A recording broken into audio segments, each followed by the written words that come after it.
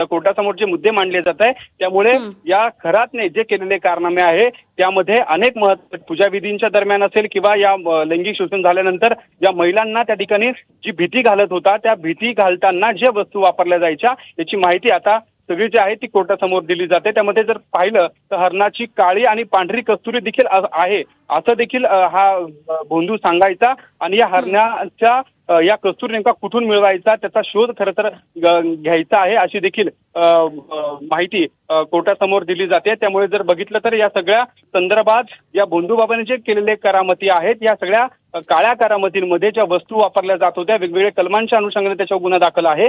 या संदर्भात जर पाहिलं तर त्याचा तपास करायचा आहे यासाठी खरं तर आता सरकारी पक्षाकडनं ही बाजू मांडली जाते। बरं शुभम, खरं तर पहिला ज्यावेळेला गुन्हा दाखल झाला आणि त्या प्रकरणामध्ये अशोक खरात याला अटक झाली त्यानंतर जर आजपर्यंत विचार केला तर वेगवेगळ्या ठिकाणी 6 गुन्हे दाखल झालेले आहेत। त्यामुळे या सगळ्या गुन्ह्यांच्या संदर्भात जी चौकशी होते तपास होतोय ती सगळी माहिती आता कोर्टाला दिली जाते का? नक्कीच या ठिकाणी ही सगळी माहिती दिली जाते। कोर्टासमोर जे महत्त्वाचे मुद्दे आहेत ते मांडले जात आहे। एकूण जर पाहिलं तर यामध्ये अधिकचा वेळ लागू शकतो असं देखील सरकारी पक्षातर्फे सांगितलं जात आहे। त्यामुळे कुठेतरी या सगळ्या प्रकरणाची चौकशी करण्यासाठी कारण हे जे प्रकरण आहे त्याची व्याप्ती ही अधिक वाढताना दिसून येते त्यामुळे 7 दिवसांची पोलीस कस्टडी मिळावी अशी सरकारी पक्षातर्फे त्या ठिकाणी विनंती केली जाते। कोर्टासमोर काही मुद्दे मांडले जातात त्यामुळे आज कोर्टात या नराधमाला हजर केल्यानंतर त्याला पुन्हा कस्टडी मिळावी यासाठी पोलिसांचा प्रयत्न आपल्याला असल्याचं ऐकून पाहायला मिळतोय। कारण जे गुन्हे नव्याने 2 दिवसापूर्वी दाखल झालेला आहे ज्या पीडित समोर आलेला आहे त्या पीडितांचे जबाब नोंदवल्यानंतर अनेक धक्कादायक माहिती खरं तर एसआयटीला मिळाली आहे। त्यामुळे या सगळ्या प्रकरणाची सखोल चौकशी व्हावी यासाठीच खरं तर हा सगळा प्रयत्न आपल्या सरकारी पक्षाचा असल्याचं पाहायला मिळतं। त्यामुळे या सगळ्या संदर्भामध्ये एकूण जी माहिती आहे ती पुन्हा त्या ठिकाणी मिळवायची आहे त्याचे पुरावे पुन्हा मिळवायचे आहे आणि ज्या ठिकाणी या भोंदूबाबाने जर आपण बघितलं तर ज्या मिरगावच्या मंदिराच्या परिसरात असलेली विहीर त्याच्या फार्म हाऊस मधला जो परिसर आहे जो गार्डनचा परिसर आहे त्या ठिकाणी असलेले कुठे नाग त्यांनी कसे ही सगळं भासवलेलं होतं त्याचा देखील तपास खरं तर करायचा आहे आणि त्यामुळे या सगळ्या संदर्भात पोलिसांनी कस्टडी खरं तर 7 दिवसांची मागितल्याची माहिती देखील आता मिळते। यामिनी बरं शुभम, जशी तुम्ही माहिती देत होता साधारणपणे 6,53,000ची रोकड आतापर्यंत या तपासणीमधून समोर आली आहे। मात्र शिर्डी असेल अहिल्यानगर असेल यासारख्या वेगवेगळ्या भागामध्ये जी कोट्यवधी रुपयांची संपत्ती किंवा मालमत्ता ज्या पद्धतीने अशोक खरातने जमवली आहे अनेक ठिकाणी तो भागीदार देखील आहे त्याविषयी काही कळतंय का?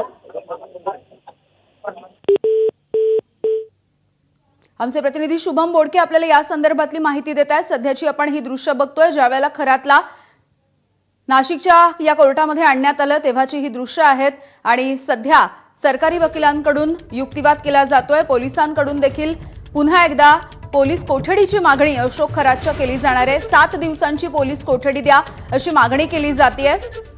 खरातला वन कायद्यानुसार देखील शिक्षा होऊ शकते कारण आतापर्यंत कस्तुरी असेल वाघाचं कातडं असेल किंवा सापाची कात असेल अशा पद्धतीच्या वेगवेगळ्या गोष्टी या तपासामधून समोर येत आहेत। रोकड देखील सापडलेली आहे। अधिकारी सूर्यवंशी हे सध्या गुन्ह्याची माहिती कोर्टाला देत आहेत। त्यामुळे आता पुन्हा एकदा अशोक खरात याला पोलीस कोठडी मिळणार आहे का हे बघणं महत्त्वाचं असणार आहे। आरोपीने आतापर्यंत अनेक महिलांवरती लैंगिक शोषण केलेलं आहे आणि आतापर्यंत जी झाडाझडती जी घेण्यात आली त्यामध्ये 6,53,000ची रोकड देखील सापडली आहे। लॅपटॉप देखील सापडलाय। अर्थात या लॅपटॉप मधून आणखी काही धागेदोरे आणखी काही पुरावे सापडतात का याकडे लक्ष असेल। खरातकडे एक काळ्या रंगाचं रिव्हॉल्व्हर देखील होतं ते देखील सापडलंय। सोबतच 5 बंदुकीच्या पुंगळ्या देखील सापडल्या। त्यामुळे ह्या ज्या 5 राऊंड होत्या त्याने नेमक्या कुठे फायर केल्या याविषयी देखील तपास सुरू आहे। पुन्हा एकदा जाऊयात आमचे प्रतिनिधी शुभम बोडके आपल्या सोबत आहेत। शुभम, सध्या सरकारी वकिलांकडून युक्तिवाद सुरू आहे आणि ज्या पद्धतीने ते कोर्टाला माहिती देत आहेत की आरोपीकडून जेव्हा झाडाझडती घेतली जाते वेगवेगळ्या ठिकाणची तेव्हा 6,53,000ची रोकड सापडलेली आहे। सोबतच त्याच्या वेगवेगळ्या ठिकाणच्या ज्या मालमत्ता आहे त्याची भागीदारी आहे त्याविषयी कोर्टाला काही अवगत केलं जातंय का?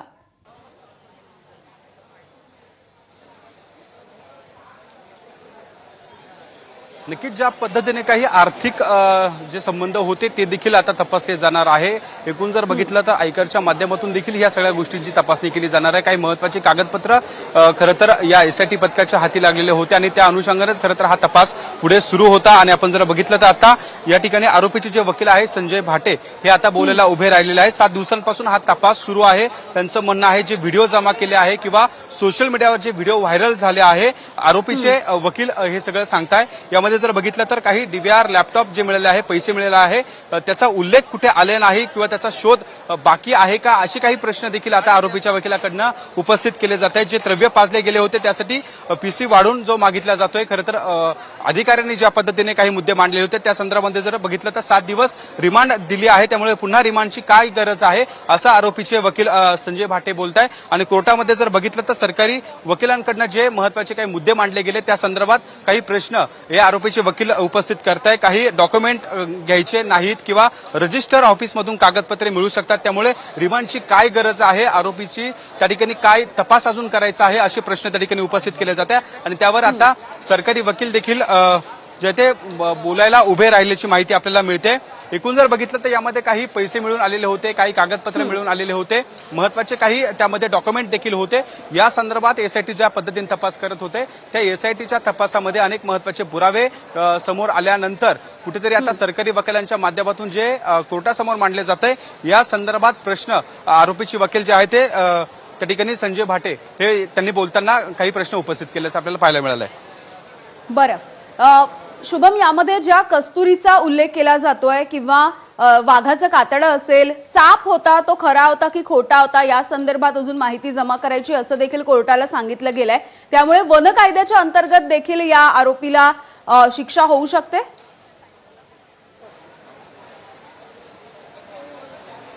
नक्कीच वेगवेगळे जे कलम लावलेले आहे त्यामध्ये या संदर्भाचा देखील उल्लेख करण्यात आलेला आहे. ज्या पद्धतीने जे गुन्हे दाखल झालेले आहे त्यामध्ये ज्यावेळी त्या तपास पथकाला हे सगळे प्रकार समोर आले त्यानंतरच त्या कलमांची वाढ या गुन्ह्यांमध्ये केलेली आहे. त्यामुळे जर बघितलं तर या सगळ्या प्रकरणामध्ये या भोंदूने ज्या पद्धतीने या पीडितेवर लैंगिक अत्याचार केलेले होते, त्यांना त्रास दिलेला होता, त्यावेळी काही भीती दाखवलेली होती आणि ती भीती ज्या पद्धतीने दाखवत होता ते हेच प्रकार होते. काही चिंचोके वापरले जायचे, त्यामधून कुठेतरी एखाद्या रत्नाचा कुठेतरी वापर केला जायचा असा तो त्या ठिकाणी बनाव करत होता. त्यासोबत काही नाग असायचे, नागांचे प्रकार वेगवेगळे असायचे, सापाचे प्रकार असायचे, ते देखील खरं तर या भोंदू त्या ठिकाणी या महिलांना भीती घालत होता. आपण जर बघितलं तर सरकारी वकील आता त्या ठिकाणी बोलायला उभे राहिलेले आहे. जे ईशानेश्वर मंदिर आहे त्या ठिकाणची सिद्ध पूजा करायचा केली जायची त्याचा तपास खरं तर करायचा आहे. ज्या मंदिरात नेमकं काय काय घडत होतं, देवाच्या नावाने हा भोंदू कसा लोकांना त्या ठिकाणी फसवत होता त्याचा तपास खरं तर करणं बाकी आहे असा युक्तिवाद त्या ठिकाणी सरकारी वकिलांकडनं केला जातोय. आणि त्यामुळे नरबळीचा संशय असल्याचा देखील जो प्रकार आहे तो समोर येताना पाहायला मिळतो. आणि त्यासाठी त्याचा शोध घेण्यासाठी या भोंदू अशोक खरातचा रिमांड पुन्हा पाहिजे असल्याची विनंती जी आहे ती किंवा कोर्टासमोर जे मुद्दे आहेत ते मुद्दे मांडण्याचा प्रयत्न सरकारी वकील करत आहे. कारण त्या ईशानेश्वर मंदिरामध्ये जर बघितलं तर महादेवाची पिंड आहे आणि त्याच ठिकाणी ह्या भोंदू जो आहे तो त्या ठिकाणी वेगवेगळे अघोरी कृत्य करत होता किंवा त्या अघोरी कृत्यांच्या वेळी वेगवेगळे देवदेवतांच्या पूजेच्या नावाखाली या महिलांना त्या ठिकाणी फसवत होता.